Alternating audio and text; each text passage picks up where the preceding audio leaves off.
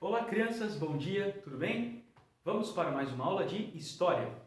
Faremos uma correção bem breve, tá bom? Das duas questões que eu passei na aula passada. Por que a capital do Brasil, Colônia, mudou de Salvador para o Rio de Janeiro? Dessa forma, visando deslocar o eixo político para o centro econômico colonial, proteger a região de Minas Gerais de possíveis invasões e combater o contrabando de pedras preciosas, a corte portuguesa determinou a mudança da capital para o Rio de Janeiro. Então, a mudança da capital do Brasil Colônia, de Salvador para o Rio de Janeiro, está ligada à descoberta do ouro em Minas Gerais. Explique a expressão pacto colonial. O pacto colonial, ou exclusivo comercial metropolitano, era um sistema de leis e normas que as metrópoles impunham às suas colônias durante o período colonial. Ou seja, as metrópoles eram os países que se beneficiavam dos produtos e da atividade econômica de seus territórios coloniais. Eu trouxe de volta para vocês pode passar, Carol, o esquema que mostra o pacto colonial. O pacto colonial é uma relação de exploração entre uma metrópole e sua colônia. A metrópole, um país europeu, por exemplo, Portugal, explora os recursos naturais de sua colônia. A colônia, então, envia matéria-prima para a metrópole.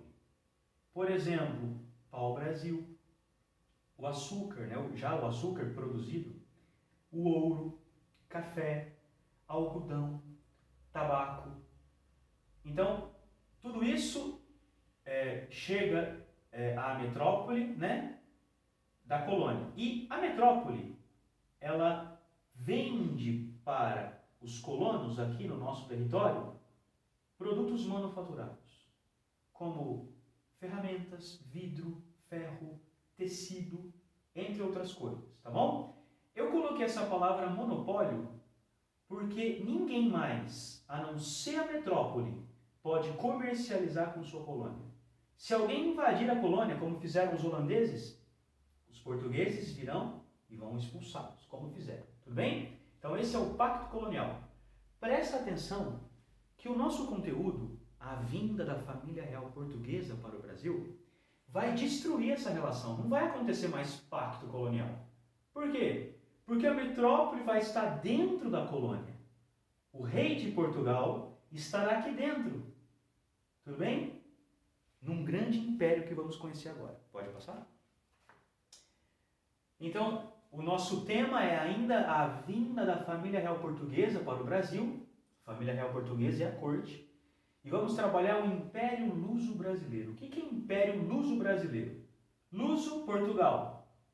Brasil, num só império. Tudo bem? Pode passar? Objetivos. Temos dois na aula de hoje. Compreender o significado da presença da família real portuguesa no Brasil colônia. E o Brasil vai deixar de ser colônia quando a família real portuguesa aportar aqui no nosso território. Analisar brevemente a biografia de Napoleão Bonaparte e sua importância para a história. Vamos falar muito hoje sobre esse cara aqui, tá bom? Pode passar? Mas o que é o Império Luso-Brasileiro? Vamos lá? Pode passar? Bom, o Império Luso-Brasileiro é a presença de Portugal no Brasil em decorrência da vinda da corte portuguesa para o nosso território. Preste atenção nessa imagem agora. Reino Unido de Portugal, Brasil e Algarves e suas colônias. Reino Unido de Portugal, Brasil e Algarves foi a designação oficial assumida em 16 de dezembro de 1815. A elevação do então Estado do Brasil, uma colônia portuguesa, a Reino Unido com o Reino de Portugal e Algarve, deu a transferência da família real e da nobreza devido à transferência da família real portuguesa para o Brasil. Então é o seguinte, quando a corte portuguesa chegou até o Brasil, promoveu aqui inúmeras mudanças. Vocês vão ver criação de banco, criação de biblioteca, abertura dos portos. A presença portuguesa aqui, da coroa portuguesa, transformou o nosso país, o nosso território. E o Brasil deixou de ser colônia, passou a ser um reino unido, Portugal, Brasil e Algarves. Eu coloquei para vocês aqui todos os territórios que pertenciam a Portugal nesta época. Tudo isso é o Império Português, inclusive o Brasil, sua maior colônia. Tudo bem? Pode passar. Algarve é essa regiãozinha aqui no sul de Portugal, tá bom? Pertence a Portugal hoje, é uma região muito bonita, com praias muito belas. Pode passar? Bom, isso aqui vocês já viram. A concorrência do açúcar produzido nas Antilhas, possessões holandesas no Mar do Caribe, aqui, as Antilhas, provocou forte crise na economia colonial brasileira do século XVII. O Brasil, no Nordeste, produzia açúcar. Os portugueses vendiam açúcar na Europa. Mas agora os portugueses precisam concorrer com o açúcar produzido nas Antilhas pelos holandeses. Os holandeses têm um preço melhor e um produto de melhor qualidade. E os portugueses perdem então a concorrência com os holandeses, tá bom? Pode passar. No final do século XVIII, o ouro descoberto em Minas Gerais passou então a ser a maior fonte de renda da coroa. Então, conforme a economia da cana vai entrando em decadência, aparece o ouro, o ciclo do ouro, tá bom? Fonte de renda de Portugal. Pode passar. Mas tudo tem um fim. A partir de 1760, a diminuição da quantidade de ouro extraído no Brasil comprometeu as finanças de Portugal. A economia portuguesa tornou-se muito dependente da Inglaterra, que comprava matérias-primas procedentes do Brasil, como algodão, fumo e madeira, e abastecia o mercado português com produtos manufaturados. Produtos manufaturados ou produtos industrializados. A Inglaterra, nessa época, era a única que tinha fábrica, indústria. Era a Revolução Industrial. E Portugal era um grande parceiro econômico da Inglaterra. Preste atenção nessa imagem. Aqui está Portugal e aqui está a Inglaterra. Percebam que a Inglaterra é uma ilha. Os dois países são amigos, são parceiros econômicos. Eu digo amigos, mas a Inglaterra é que se dá bem com essa relação. Tudo bem? Pode passar. No começo do século XIX, Napoleão Bonaparte, sempre com a mão dentro do casaco, e também tem um chapéu, aqui está sem o chapéu, mas é uma posição típica dele, é uma propaganda dele mesmo. Imperador da França, estava em guerra com vários países europeus, entre eles a Inglaterra, parceira econômica de Portugal. Como o governo português havia se aliado à Inglaterra, que era inimiga da França, Napoleão mandou invadir Portugal. Estão compreendendo por que a corte portuguesa veio parar aqui no Brasil? Porque Napoleão Bonaparte mandou invadir Portugal. Tudo bem? Pode passar. Bom, vamos falar um pouquinho então de Napoleão. 1,58 m de altura. Um cara muito pequeno, mas genial. Inteligentíssimo. Um dos maiores gênios da história. Napoleão Bonaparte foi imperador da França entre 1804 e 1814, com o título de Napoleão I. Líder político ditador, só ele mandava, e comandante do exército francês, conquistou uma grande extensão territorial. Olha o tamanho do Império Francês. Napoleão Bonaparte mandava diretamente e indiretamente sobre 70 milhões de pessoas. 70 milhões de pessoas era o número do seu império. Aqui está a França, mas a França já dominava a Espanha, Suíça, um pedacinho da Itália, e tem outros territórios também ligados a esse enorme império, com exceção da Áustria, da Rússia, tudo bem? Da Prússia. Prússia é um pedacinho da Alemanha, tudo bem? Não confundam Prússia com Rússia, tá bom? E claro, a Inglaterra é a grande inimiga de Napoleão Bonaparte. Pode passar?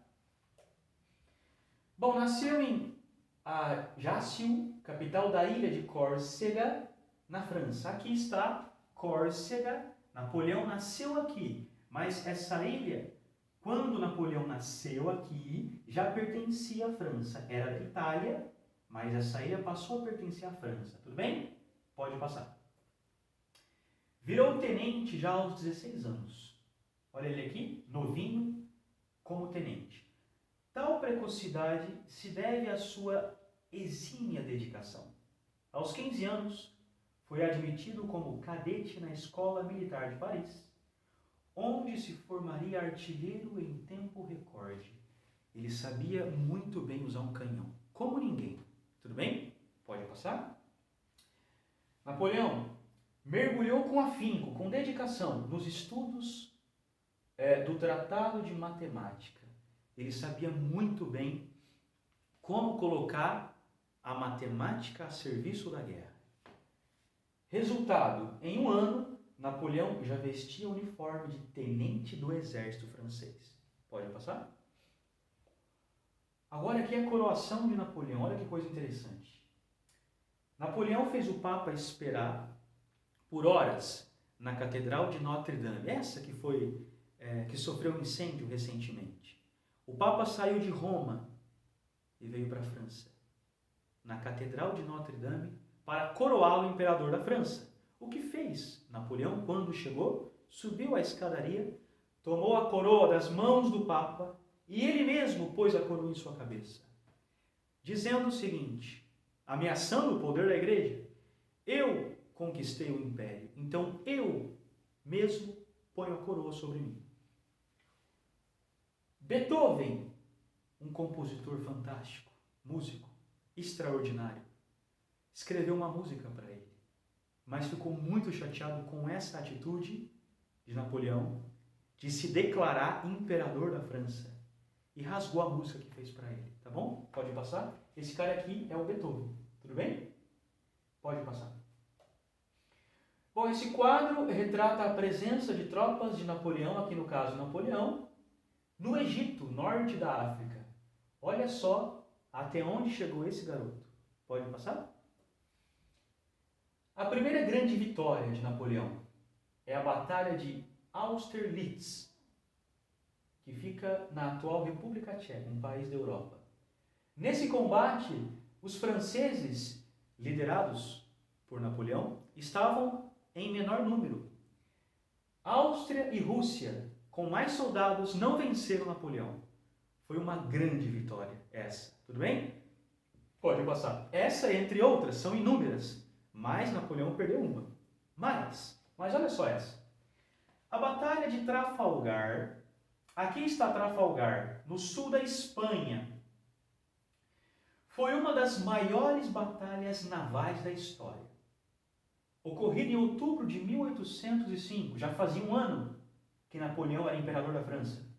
Lutaram Inglaterra contra França e Espanha. Essa batalha foi uma batalha entre embarcações, navios. Quem venceu? Os ingleses. Os ingleses venceram e estavam em menor número. Foram, pode passar?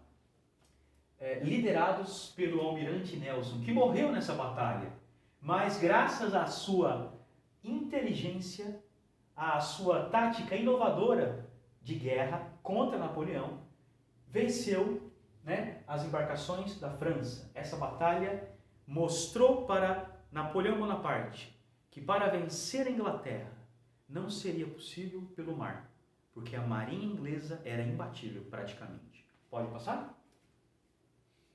Um dos grandes epicentros da derrota de Napoleão foi a campanha empreendida na Rússia, que levou o exército francês ao seu limite. Apesar das capacidades estratégicas do general, o exército de 20 nações, que é o exército de Napoleão, esse grande general, não foi capaz de superar as barreiras russas. Napoleão invadiu a Rússia, se aproximou o inverno, menos 23 graus Celsius. 600 mil soldados foram para a Rússia, 600 mil soldados franceses. 93 mil retornaram para a França. Milhares, milhões morreram de frio. O que fizeram os russos? Queimaram Moscou, uma cidade estratégica da Rússia. Os soldados franceses não tinham onde socorrer, onde buscar alimento, comida, porque tudo estava queimado. Os russos queimaram os mantimentos, florestas. Os soldados de Napoleão morreram ou de frio ou de fome. Mais de 500 mil. E Napoleão correu, voltou para a França. Essa a grande derrota de Napoleão, que é o começo do fim da era napoleônica. Pode passar? Essa é a última batalha. Última batalha. Napoleão Bonaparte perdeu a batalha de Waterloo, que fica na Bélgica, um país da Europa. Perdeu para a Inglaterra e a Prússia e outros aliados. Assim, as potências europeias encerraram o Império de Napoleão, obrigando-o a abdicar, a renunciar pela segunda vez, porque ele já tinha renunciado uma vez, tinha sido exilado, preso numa ilha, ele fugiu dessa ilha, voltou para a França, montou um exército e perdeu essa última batalha para a Inglaterra. E Napoleão foi exilado para Santa Helena. Exilado, foi preso numa ilha próxima da África. Olha só. Pode passar? Aqui está a ilha de Santa Helena, próxima da África, no sul do Atlântico. Aqui está Napoleão. Morreu aos 51 anos, em 1821, na ilha de Santa Helena. De acordo com os historiadores, seu corpo passou por uma autópsia.